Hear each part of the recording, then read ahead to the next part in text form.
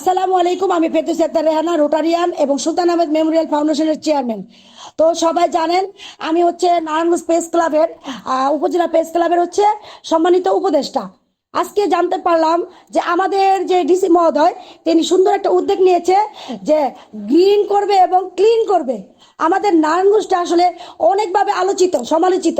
তো আমরা চাই ওনার যেই সুন্দর উদ্যোগ নিয়েছে সেই উদ্যোগের মাধ্যমে আমাদের নারায়ণগঞ্জটা সুন্দরভাবে পরিচিত হোক, যে যেখানে আমরা নারায়ণগঞ্জে ঢুকলে যেন একটা প্রাকৃতিক ছোঁয়া পাই, সৌন্দর্য ছোঁয়া পাই, এবং যারা অবৈধ জায়গায় অবৈধ স্থাপনা করেছে এগুলা তাই সে ক্লিন করবে।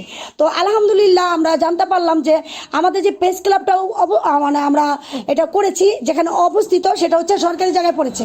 তো আমরা নিজে থেকেই এটা সরিয়ে নিচ্ছি, আমরা নিজ থেকে শুরু করেছি, উদ্যোগ নিয়েছি যখন উনি প্রচার করেছে যে এটা ক্লিন করতে হবে। তো আমরা এইভাবে আমি চাই প্রত্যেকটা স্থাপনা যেন যা সবাই নিজ থেকে এই করে উদ্যোগ নিয়ে সরিয়ে ফেলে। তো সবাই দোয়া করবেন, আমাদের জন্য ভালো কিছু অপেক্ষা করছে। একটা নারী আমরা পারি আসলে, নাবিলা নারী হয়ে এই প্রেস ক্লাবের সভাপতি হয়েছে, হয়তোবা অনেকের কাছে ভালো লেগেছে, অনেকের কাছে ভালো লাগেনি। দিন শেষে কিন্তু আমরা মা, আমরা স্ত্রী, আমরা হচ্ছে মেয়ে, তারপর আমাদের কিন্তু সুনজরে অনেকে দেখে না।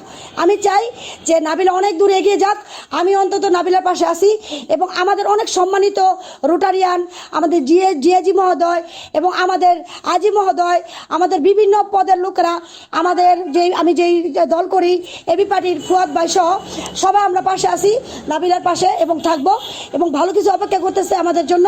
সবাই শুধু দোয়া করবেন আমাদের জন্য। ভালো থাকবেন সবাই, সবাইকে ভালো রাখবেন। আল্লাহ হাফেজ।